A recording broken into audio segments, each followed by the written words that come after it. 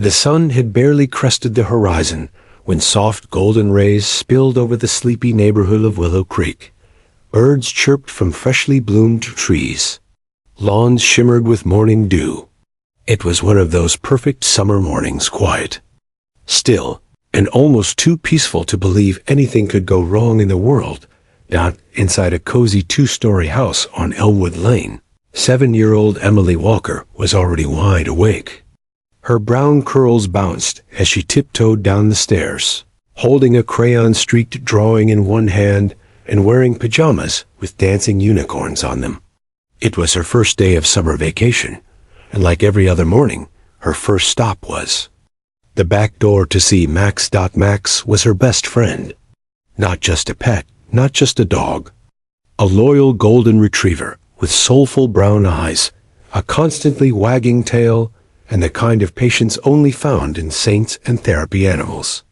Emily had known Max her whole life. He was there when she learned to walk, when she scraped her knee, on the sidewalk, when she cried after losing her favorite stuffed bear. Max never left her side unless it was for his morning patrol, a short solo journey into the woods behind their house. "Morning, Maxie," she whispered, sliding the glass door open. The scent of pine and damp grass drifted in. Max looked up from his spot on the porch, ears perking as if he'd been expecting her. She giggled as he trotted over, tongue lolling out in a happy dog smile. "I made this for you," she said, holding out her drawing. It was a colorful mess of stick figures, hearts, and a big yellow dog labeled Max the Brave. Max sniffed it and gave it a satisfied little woof. Emily knelt beside him, wrapping her small arms around his neck. "You be safe, okay? No chasing squirrels into the deep woods. Mom said ticks are bad this year." Max thumped his tail against the wood deck, seemingly in agreement.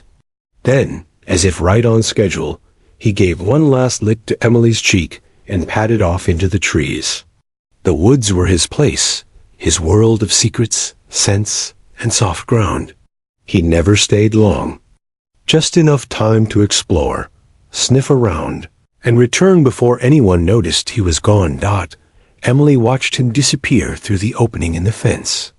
The sunlight shimmered on his golden coat as he vanished into the greenery like a spirit of the forest. She smiled, satisfied that he'd be back soon, just like always. Inside, the smell of fresh pancakes wafted from the kitchen. Breakfast's ready." Her mom called, "Coming." She shouted back, giving the woods one last glance before closing the sliding door. At that moment, no one knew what was about to unfold. Not Emily, not her parents, not even Max. They didn't know that, within minutes, he would stumble across a stranger fighting for her life. That his gentle heart and loyal instincts would turn into something powerful, something heroic. They didn't know that the simple goodbye, a kiss on the head, and a whisper to stay safe would be the beginning of a story they'd tell for years. Emily climbed into her chair at the kitchen table and poured syrup over her pancakes. Her dad scrolled through the morning news. Her mom hummed as she poured orange juice. It was a normal day. Beautifully, boringly normal. Outside, however, Max's nose twitched in the air. Something strange was calling to him. A scent out of place. A noise too weak to be a bird or squirrel. His ears perked, his muscles tensed, and his entire body shifted from playful explorer to something more alert. Max wasn't just on a walk anymore. He was being pulled by instinct, by purpose, by something unspoken in the air toward a life he'd never met. Toward a fate that only he could change. And it had all started with a little girl's kiss and a quiet goodbye. Max moved with quiet purpose as he padded deeper into the woods. Sunlight spilled through the canopy in golden streaks, flickering over his coat like firelight. This was his kingdom, his private world, where the trees whispered secrets and the earth kept memories of every passing animal. To any onlooker, it was just a strip of forest separating rows of family homes. But to Max, it was alive. It spoke in scents, in sounds too soft for humans to hear. And today, something was different. He trotted past the old pine where the squirrels liked to chatter at him, and paused beside the stream that always smelled of cool stone and fish. But he didn't linger. Something was tugging at his senses. Something urgent. He sniffed again, his whole body going still. There it was. Scent that didn't belong. Sharp, human, faint but fresh. Not one of the neighborhood joggers. Not one of the boys who sometimes played paintball in the clearing. This was unfamiliar, and tinged with something else. Fear. Max tilted his head, ears perked, heart pounding with an energy he didn't understand. He took off, breaking into a smooth run. His paws barely made a sound on the pine needles and damp earth. He ducked beneath branches, swerved around tree trunks, tail straight, eyes focused. The scent grew stronger. So did the sound? A soft rustle. Then another dot, then a low, broken sound like someone trying to speak, but forgetting how. He stopped beside a rocky outcrop, sniffing around a cluster of ferns. The smell hit him full on now. Sweat, dirt, blood. Human blood. Max whined softly. Something was behind the rocks. Slowly, cautiously, he crept forward. His nose twitched, and then he saw her. A woman, crumpled between two jagged boulders, her arm twisted under her body, her hair matted with leaves. Her leg was bent at a strange angle. She was breathing, but barely. Her eyelids fluttered. Her mouth moved, but no words came out. Max barked once, and again, sharp and piercing, a sound that split through the silent woods like a flare. The woman stirred weakly, eyes cracking open. Her cracked lips parted in a ghost of a smile. Dog. She whispered, "Oh, thank God." She reached for him with trembling fingers. Max stayed beside her, pacing in a tight circle, and barking again, louder this time. He didn't know what to do beyond this, but he knew someone needed to come. Someone who could help. He nudged her with his nose, then stood over her, barking and barking and barking again and again like a siren. Back at the Walker home, his voice echoed faintly across the backyard. Birds scattered. A squirrel froze mid-tree climb. Max didn't care. He had found someone who needed him, and now he would not leave. The woman moaned again, trying to shift but grimacing in pain. Ankle stuck, she rasped. Max stepped closer and lay down beside her, pressing his body close. She shivered, even in the heat. He stayed still, like a warm blanket, his heartbeat steady beside hers. The minutes passed slowly. The woods, so full of life, now held their breath. Then faint footsteps. Leaves rustled. A voice, distant, then clearer. Max! Max's head shot up. His tail wagged once, but he didn't leave. Instead, he barked louder than before, voice cutting through the forest like thunder. Again and again, until the voice found him.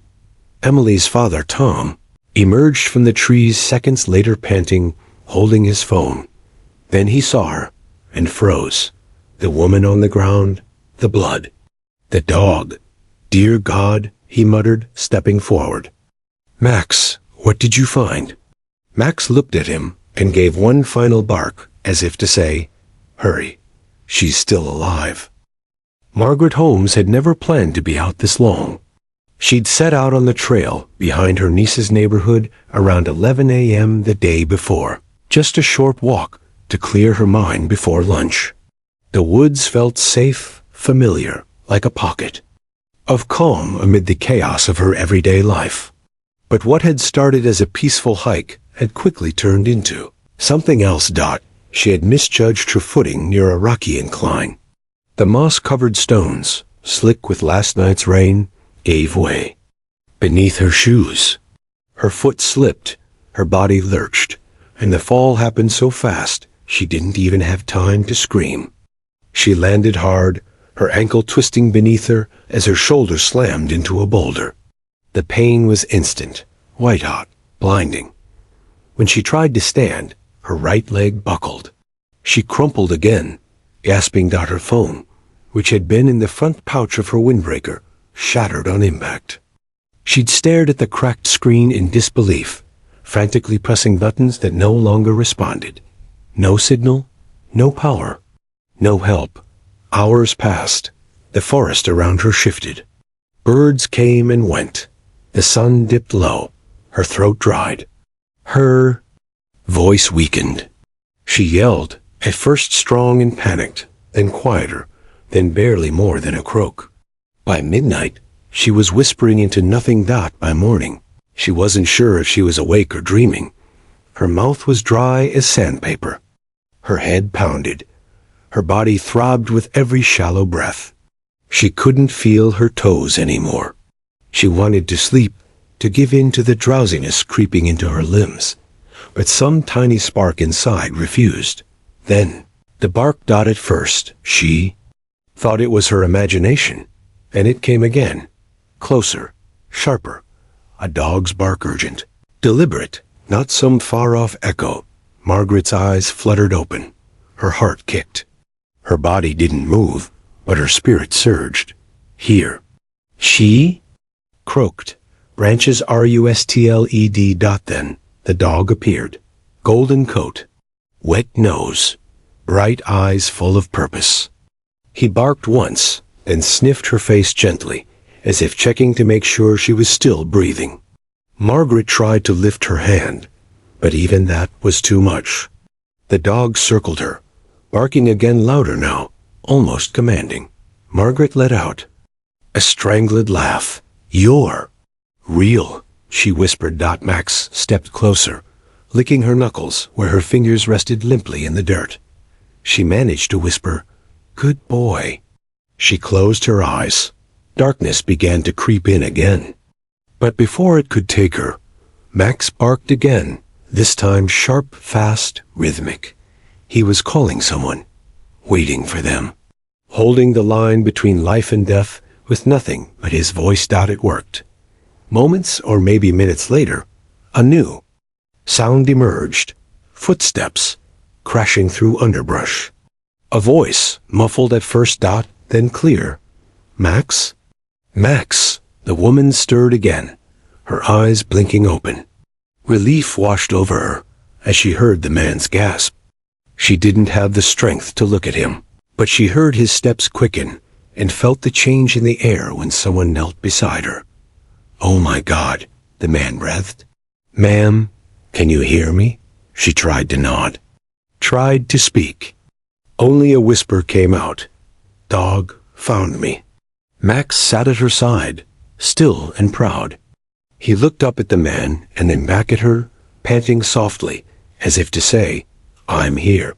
I'm not going anywhere." Tom reached for his phone with shaking fingers, dialing emergency services with urgency. "We need an ambulance. A woman's hurt badly. My dog found her. We're in the woods behind Elwood Lane. Please hurry." He peeled off his flannel shirt and gently laid it over her. She groaned softly but didn't flinch.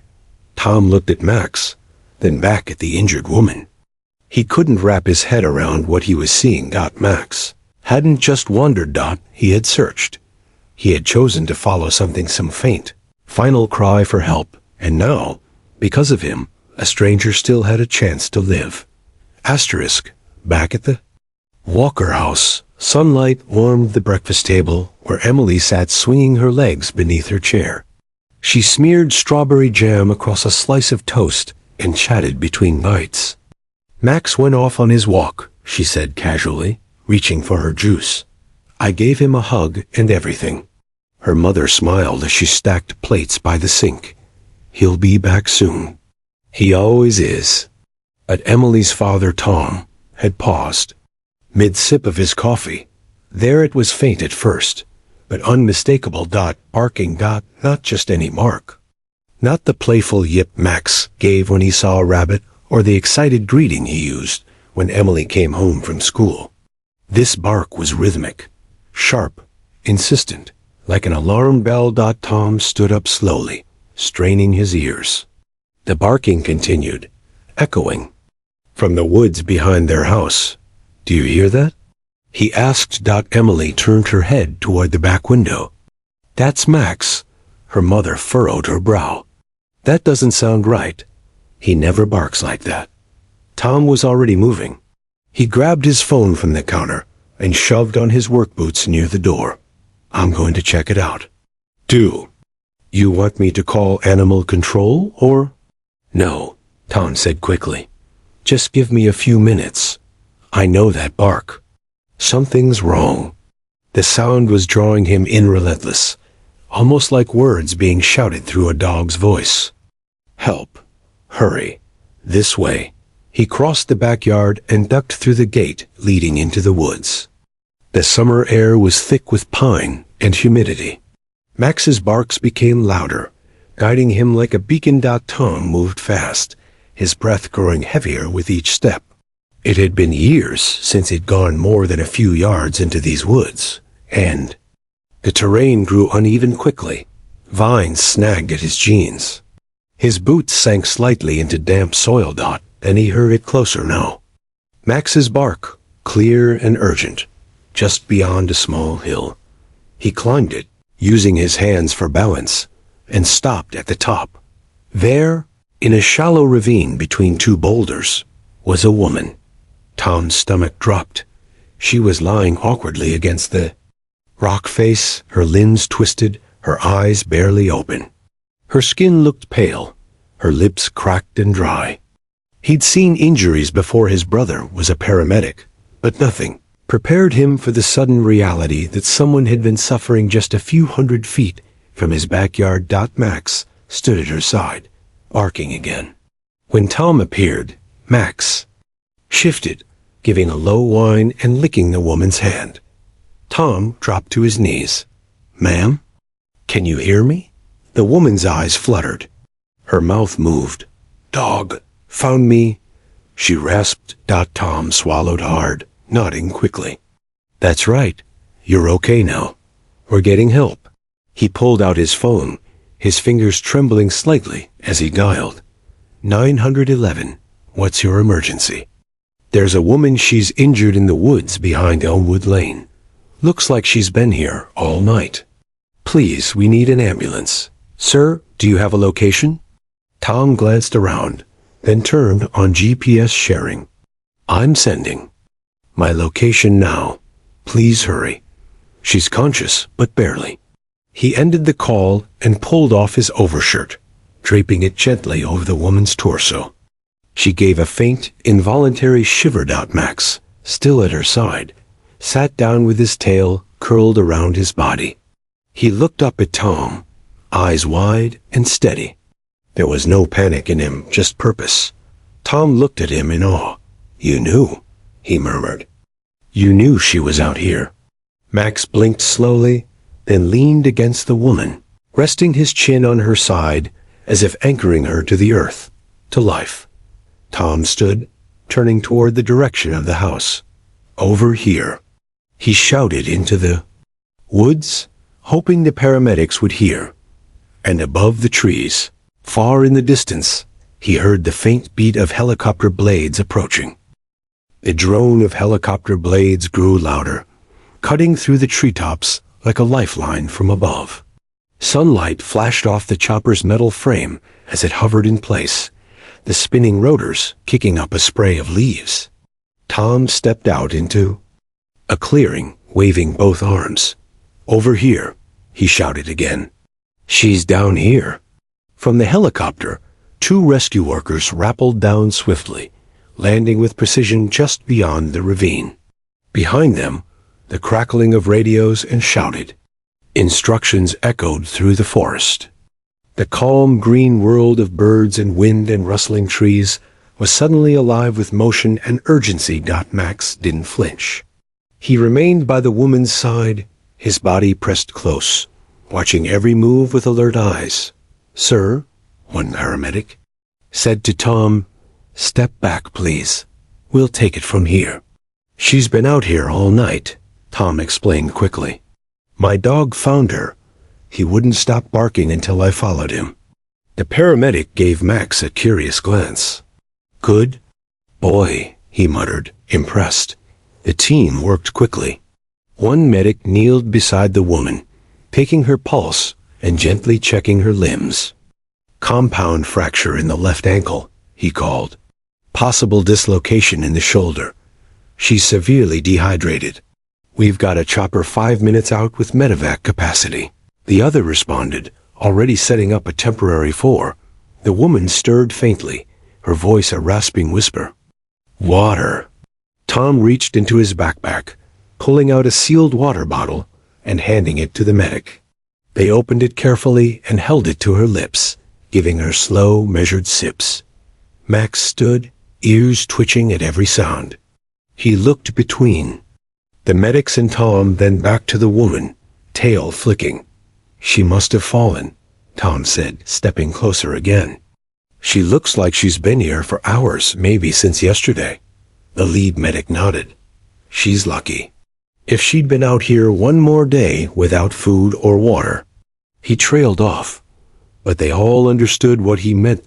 Tom looked at Max again. His golden coat was dusty.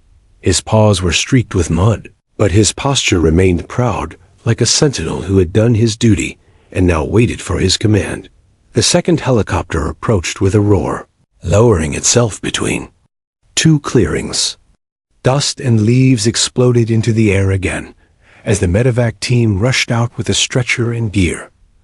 Within minutes, they had the woman stabilized and gently loaded onto the stretcher. As they carried her toward the chopper, her hand weakly reached. Out, dog?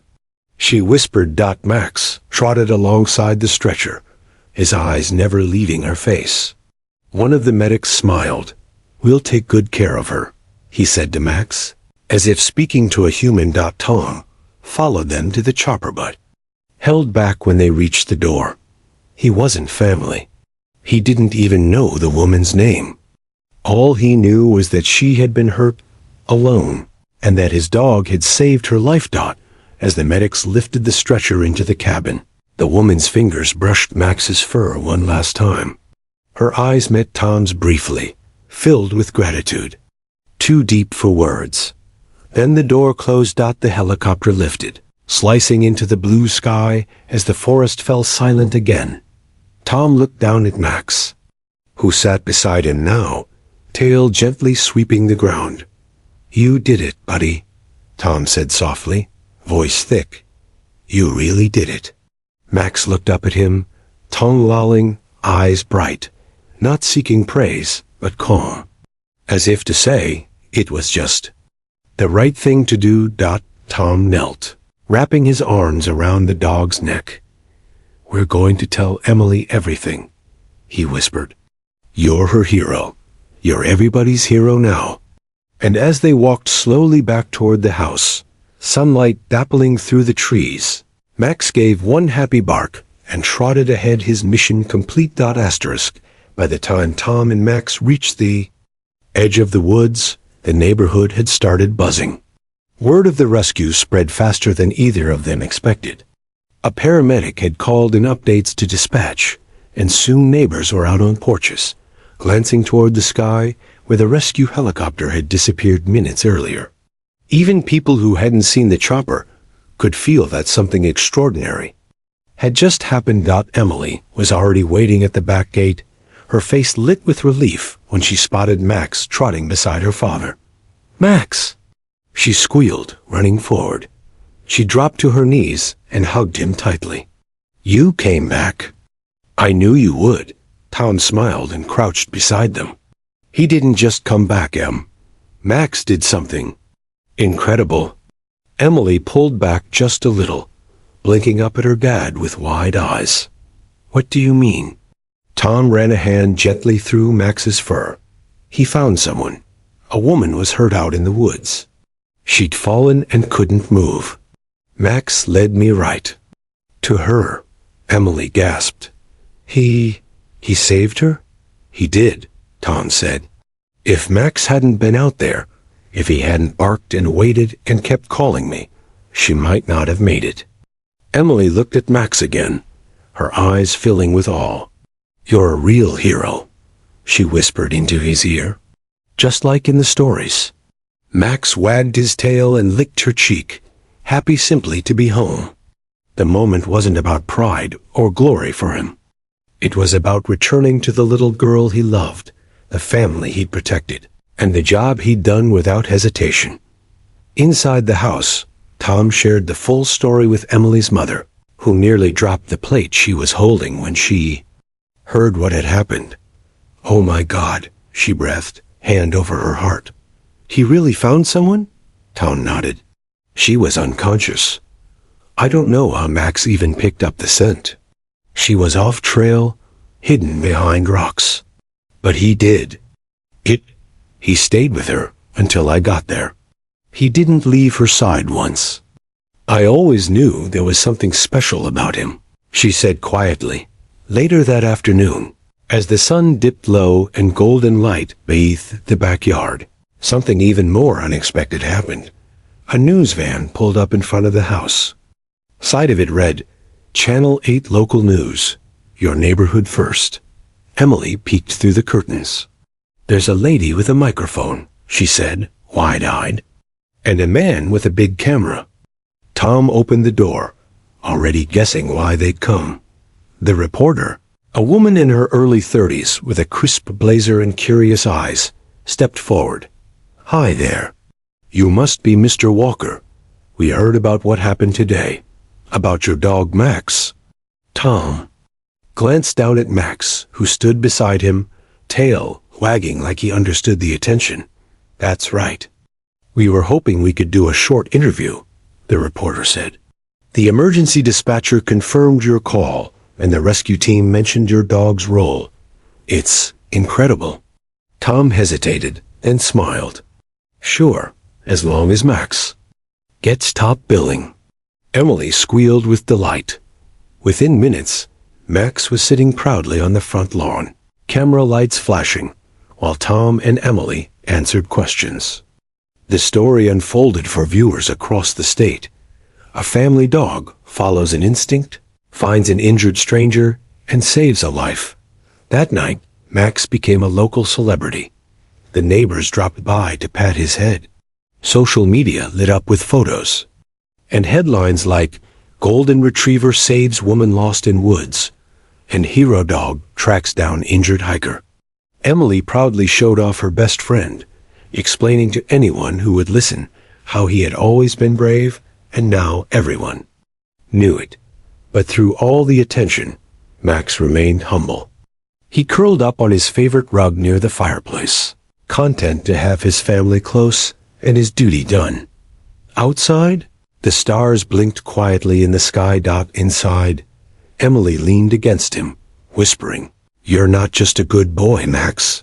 You're the best boy in the whole world." And Max? He closed his eyes and let out a soft sigh, happy, safe, and home again. In a quiet hospital room 2 towns over, Margaret Holmes opened her eyes to the soft beeping of monitors and the steady hum of fluorescent lights. The ceiling above her was pale blue, oddly calming. For a moment, she wasn't sure where she was, how she'd gotten there. Then it all came flooding back. The hike, the fall, the searing pain, the hopelessness. And the dog. She turned her head slowly and saw a nurse standing beside her, adjusting the foredrip. "You're awake," the nurse said, with a warm smile. "You gave everyone quite a scare." Margaret managed a faint smile. "I thought I was going to die out there." "Well, you didn't," the nurse replied. "And you can thank a 4-legged angel for that." Margaret blinked. "The dog?" "The nurse nodded. "His name's Max, Golden Retriever. He found you, then led his owner Tom Walker to where you were. They got help just in time." Tears filled Margaret's eyes, unbidden. She hadn't cried during the fall or through the endless, terrifying night. But now, hearing about the dog, how he'd refused to give up on her, it broke something open. I owe him everything, she whispered. He saved my life. Over the next 2 days, Margaret recovered steadily. Her ankle had been fractured in 2 places and her shoulder dislocated, but the doctors were optimistic. Hydration, rest, and physical therapy would bring her back to full strength. Still, something inside her had changed. She couldn't stop thinking about Max. Every time she closed her eyes, she saw him golden and strong, eyes full of calm determination, nudging her with his nose in those final, desperate moments. The hospital received dozens of media inquiries after her name was released in connection with the rescue. One morning, a nurse entered with a letter in her hand. It's from the Walkers, she said. Margaret took it carefully and opened the envelope. Inside was a simple card. Dear Margaret, we are so thankful you're recovering. Max hasn't stopped wagging his tail since the rescue. He knew what he was doing, and we're proud of him every day. If you're ever up for a visit, we'd love for you to meet him again. Emily, our daughter, can't stop talking about you. She says Max was always meant to be a hero. Wishing you strength and healing, Tom, Corinne, Emily, and Max. Margaret smiled through tears as she read the message again. Her heart filled with gratitude for a family she'd never met until fate and a dog had brought them into her life. 2 weeks later, Margaret stood at the Walker family's front gate, a crutch under one arm and a bouquet of flowers in the other.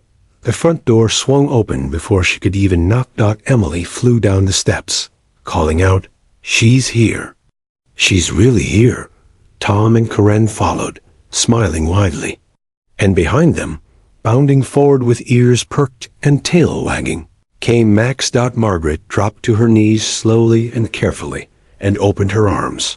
"Hello, boy," she whispered. Max came right to her, nuzzling her gently, as if he'd known her forever. She wrapped her arms around his neck, burying her face in his fur. "I never got to thank you properly," she said, her voice cracking. "You saved me." Tom stepped forward. "He's been waiting for you. Every time we walk by the woods, he looks back like he's making sure you're okay." The family invited Margaret in, and what began as a short visit turned into an entire afternoon. They drank lemonade in the backyard, where Max lounged in the grass with Emily, chasing butterflies and rolling over for belly rubs. As the sun began to dip, Margaret looked around at the family who had once been strangers. She realized something profound. Max didn't just rescue her body that day. He rescued her spirit, and as she scratched behind his ears one more time, she whispered, "You didn't just find me. You brought me home." The story of Max, the heroic golden retriever, swept across the country in the weeks following Margaret's visit. News outlets from coast to coast picked it up. Headlines read, "Dog's instinct saves injured hiker. 4-legged hero brings hope. And child's goodbye becomes life-saving miracle." But for the Walker family, and for Margaret Holmes, the story wasn't about headlines. It was about connection. After that first visit, Margaret returned often. She brought Max homemade dog biscuits and never arrived empty-handed. Sometimes she stayed for lunch, sometimes just to sit in the backyard with Max under the oak tree. Wow. Emily played with sidewalk chalk on the patio. They became like extended family, drawn together by one unforgettable act of instinct and compassion. One crisp autumn weekend, the town organized a community event called Heroes Day in the park. It was a family festival with food trucks, games, music, and one very special guest of honor. At noon sharp, Tom walked Max onto the stage as the local mayor stepped forward with a microphone in hand. "Today," she announced, "we honor a hero who didn't wear a badge or a cape, but who answered a call no one else could hear. He didn't hesitate. He didn't wait to be told what to do. He just did it. He saved a life. Please join me in giving the warmest thanks to Max, our town's bravest soul." The crowd erupted into cheers and applause. Max, seated calmly by Ton's side, blinked up at the crowd, clearly unaware that this was all for him. The mayor handed Emily a small blue velvet box. With careful hands, she opened it and held up a silver medal shaped like a paw print. For bravery, it read, engraved in delicate letters. For love, for loyalty. Emily knelt beside Max and fastened the ribbon around his neck. She whispered something no one else could hear, but whatever it was made Max wag his tail and lick her nose. Margaret watched from the front row, tears in her eyes and a warm smile on her face. After the ceremony, reporters asked Tom how Max had changed their lives. Tom replied, "Max didn't change, he just revealed what was already there. The truth is, we never trained him to do something like that. He just knew. He saw someone in pain and acted. He taught us something about courage." Emily chimed in, holding Max's paw in her hand. "I always knew he was special. I just didn't know how special until he showed the whole world." That night, long after the festival ended and the park emptied out, the walkers returned home. Max lay curled on the couch, his medal resting on the table beside him, his fur still smelling faintly of popcorn and grass. Margaret stayed for dinner, laughing with the family over apple pie and stories from her childhood. She seemed younger, somehow lighter. The darkness from that night in the woods had been replaced by a new light, the light of being seen, cared for, and rescued not just physically, but emotionally. Before she left, she knelt down one last time to Max. "I still don't know how you found me," she said quietly. "But I think maybe you didn't find me because I needed saving. Maybe you found me because I needed a reason to believe again." Max nuzzled her gently, then padded over to the window, resting his chin on the sill and watching the moon rise over the trees. In the months that followed, Max's story became the basis for a children's book, written by Emily and illustrated by a local artist. It was called Max and the Girl in the Woods. Schools invited Emily to read it aloud, and Max would sit proudly beside her, wearing his medal and listening to the children giggle and cheer. Years passed, but Max's legend lived on, not just in print, or in interviews or medals, but in the hearts of those who knew him. He reminded everyone that heroes come in many shapes and sizes. Sometimes they walk on 4 legs. Sometimes they don't need words to speak volumes. And in a quiet house at the edge of the woods, one family always remembered the day a little girl said goodbye to her dog, and he returned as a hero. Forever loved, forever loyal, forever Max.